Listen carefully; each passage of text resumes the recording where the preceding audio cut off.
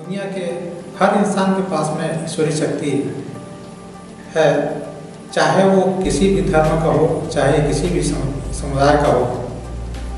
हर व्यक्ति में समान रूप से वह शक्ति समाहित है। और जब कुदरत इस दुनिया में भेजता है, जब जन्म होता है, तब से ही वो शक्ति उसमें निहित होता है। बस ये है कि हम उसको कितना उपयोग कर पाते हैं, वो हमारे ऊपर में निर्भर करता है, हमारे स्वयं के ऊपर भी निर्भर करता है।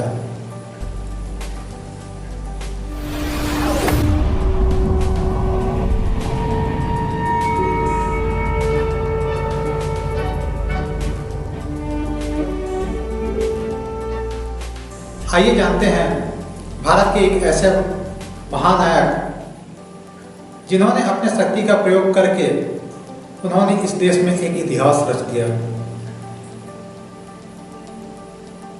उनके विषय में थोड़ा सा जानते हैं। उनका जन्म एक गरीब परिवार से हुआ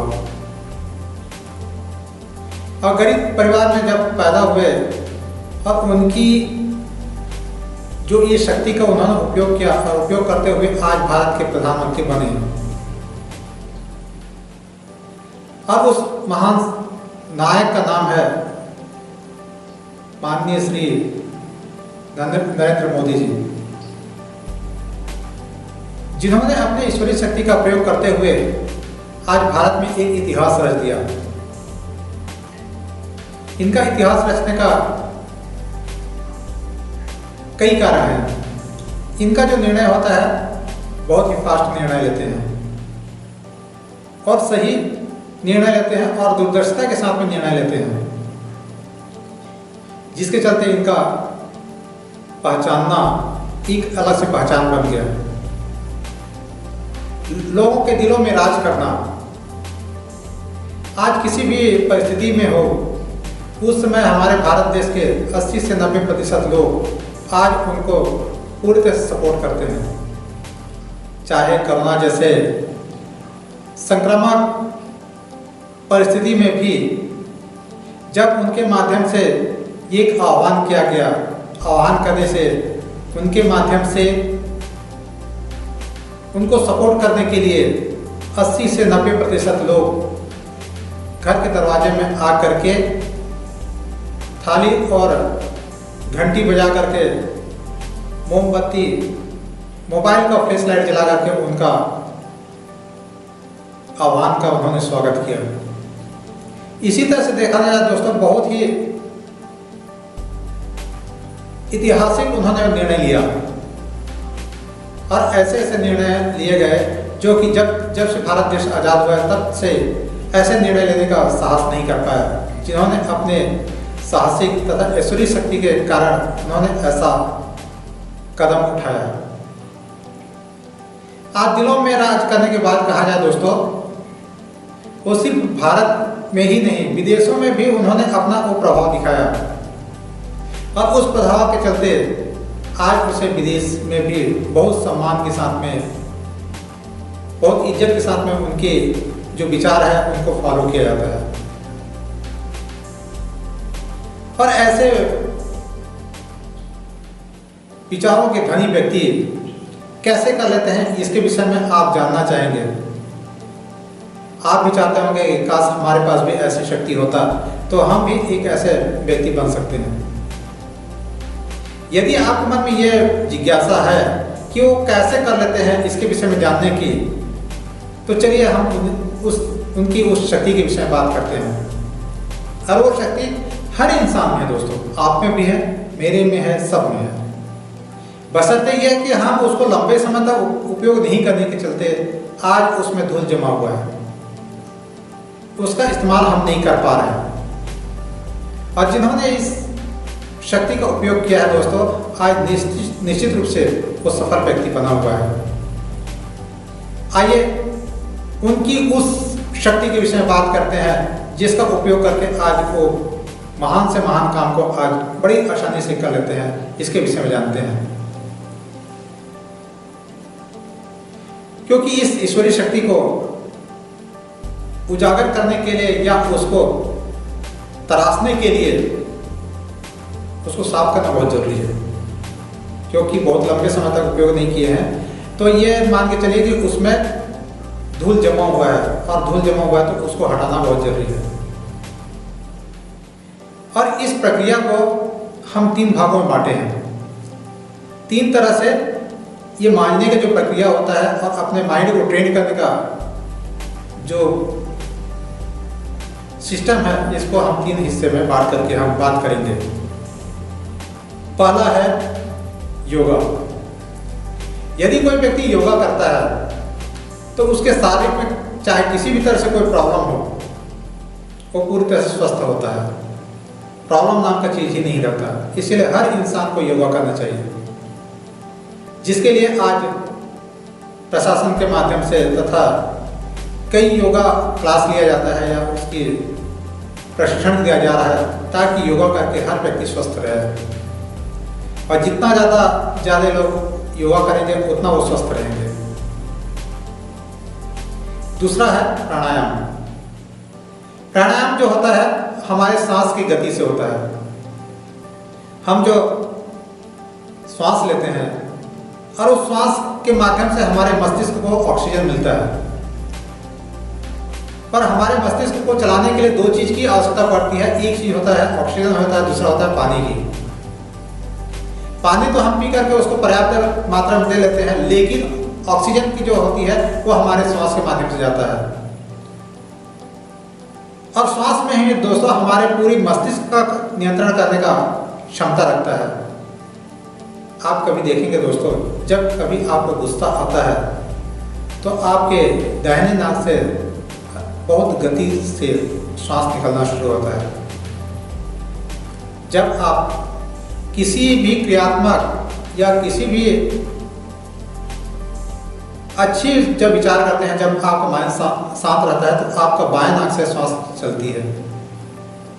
इसका मतलब यह है कि हमारा जो शरीर का नियंत्रण होता है हमारे श्वास से होता है। हमारे विचारों का जो नियंत्रण होता है हमारे श्वास से होता है। यदि हम श्वास पे नियंत्रण करने के लिए सीख गए तो निश्चित रूप से हम अपने विचार को भी नियंत्रण कर सकते हैं तथा लोगों को प्रभावित कर सकते हैं। इसीलिए प्राणायाम करना बहुत जरूरी है, क्योंकि पहले तन का, यदि आपका तन यदि स्वस्थ नहीं रहेगा तो ये मान के चलिए कि आपका मन स्वस्थ नहीं होगा। इसीलिए तन का स्वस्थ करने के लिए योगा चाहिए और मन का स्वस्थ रखने के लिए आपको प्राणायाम की जरूरत पड़ती है। और प्राणायाम के माध्यम से ही ये चीज संभव है। तीसरा होता है ध्यान। ध्यान का मतलब दोस्तों किसी एकांत जगह में बैठना ही नहीं है। ध्यान का मतलब होता है अपने लक्ष्य के प्रति एकाग्रता होना। जब आपके लक्ष्य निर्धारित है कि आपको ये काम करना है या मुझे ये काम करना है, जब मैंने लक्ष्य निर्धारित कर लिया तो उसमें एक इच्छा शक्ति भी होनी चाहिए। जब तक उसमें आपका इच्छा शक्ति नहीं है, मान लीजिए मैंने सोच लिया कि मुझे ये काम करना है लेकिन मेरी इच्छा शक्ति नहीं है, तो मैं उस काम को नहीं कर सकता। इसीलिए अपने लक्ष्य के प्रति इच्छा शक्ति होना भी बहुत जरूरी है। और ध्यान का मतलब होता है दोस्तों अपने आप से मुलाकात करना। अपने आप से मतलब ये होता है दोस्तों कि जितना आप ध्यान करेंगे उतना आप अपने आप को पहचानेंगे और अपने आप में जो क्षमता है उसको आप जानेंगे कि आप क्या कर सकते हैं और आप उस क्षमता को बढ़ा सकते हैं। और उस बढ़ाने की प्रक्रिया को ही हम ध्यान कहते हैं। आज जितने भी महान लोग बने हैं, मैं सिर्फ हमारे प्रधानमंत्री नरेंद्र मोदी की बात नहीं करता हूँ, जितना भी, चाहे विवेकानंद हो, चाहे अल्बर्ट आइंस्टीन हो, जिन्होंने ये सारी चीज किया है तो उन्होंने जो महानता काम किया है उसका सिर्फ एक ही यही कारण है कि उन्होंने अपने आप को पहले मुलाकात किया कि वो इस दुनिया में क्यों आए हैं। उन्होंने एक लक्ष्य निर्धारित किया और लक्ष्य निर्धारित करने के बाद में वो इच्छा शक्ति पैदा किए और उस इच्छा शक्ति को प्राप्त करने के लिए वो अपने माइंड को उन्होंने ट्रेन किया। क्योंकि हम पढ़ाई करते हैं दोस्तों तो सिर्फ अपने माइंड को ट्रेन करने के लिए करते हैं। उसी तरह से आपको तरीका से यदि आपको माइंड को ट्रेन करना है तो आपका ध्यान ही अपने लक्ष्य को या उस मंजिल को पहुंचने के लिए आप अपने आप को ट्रेन करते हैं, अपने माइंड को ट्रेन करते हैं। जब ध्यान करते हैं तो आप में एक ट्रांसमिशन करने की पावर मिलता है, ब्रह्मांड के साथ जोड़ने का आपको पावर मिलता है, और वो पावर बनता है आपकी कल्पना शक्ति से। यानी जिस भी व्यक्ति का कल्पना शक्ति जितना ही मजबूत होगा, वो व्यक्ति उतना ही एक सफल व्यक्ति बनता है। मुझे वह बात याद है कि अल्बर्ट आइंस्टाइन ने एक लेख लिखा था, यदि किसी भी चीज को क्रिएशन करना है, यदि किसी भी चीज को आपको निर्माण करना है, तो उसमें एक कल्पनात्मक चित्र होना बहुत जरूरी है। जब तक आपके कल्पना शक्ति नहीं है, तब तक आप उस चीज को पूरा नहीं कर सकते हैं। और जिस व्यक्ति का कल्पना शक्ति मजबूत है, तो ये मानकर के चलिए कि उस कल्पना शक्ति के माध्यम से वो अपने बात को ब्रह्मांड के साथ में जोड़ सकता है, और ब्रह्मांड के पास में यदि वो बात पहुंच गया तो निश्चित रूप से उसकी जिंदगी में वो घटना घटना शुरू हो जाता है, चाहे वो नकारात्मक हो चाहे सकारात्मक हो।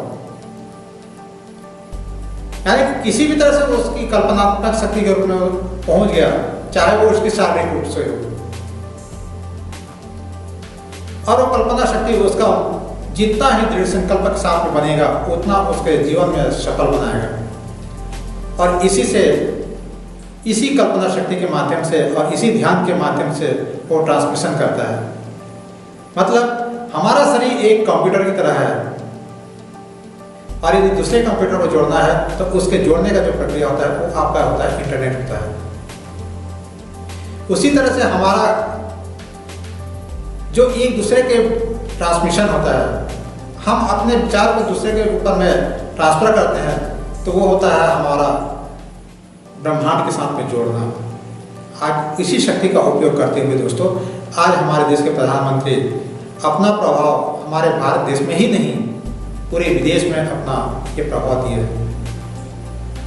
और करते आ रहे हैं।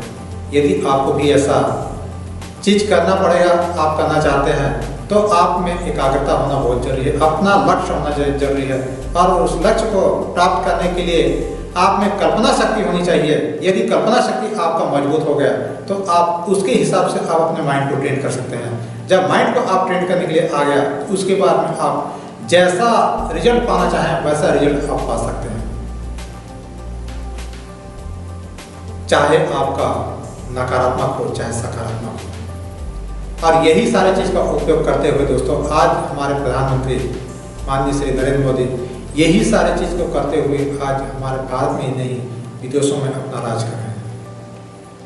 और आप भी इस चीज को डेवलप करके आप भी एक सफल व्यक्ति बन सकते हैं, और आप सभी सफल व्यक्ति बने।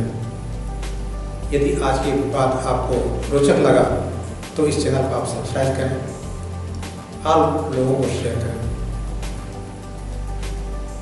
क्योंकि इस चैनल के माध्यम से ऐसे ही माइंड के विषय में बहुत सारी रोचक जानकारियाँ आपको मिलती रहती है, और हम आपके सामने प्रस्तुत करने की कोशिश करते हैं। यदि किसी भी तरह से आपका सुझाव हो, या किसी भी तरह से आपको समझ में नहीं आता है कि हमारा माइंड किस तरह से रन करता है, कैसे हम अपने लक्ष्य को प्राप्त कर सकते हैं, इसके विषय में यदि जानना हो तो मुझे कमेंट्स करें, मैं उसको बताने का कोशिश करूंगा यथाशक्ति के आधार पर, क्योंकि मैं यही नहीं कहूँगा मुझे सर्वज्ञ। मेरी जानकारी जितनी है उसके आधार पर मैं आप लोगों को रास्ता दिखाने की कोशिश करूँगा। आप सभी से आग्रह है कि आपने मेरी बात को ध्यान से सुना, तो मैं आप लोगों का आभार मानता हूँ, और इसी आभार के साथ में मैं आज की बात को समाप्त करता हूँ। जय हिंद, जय भारत, नमस्कार।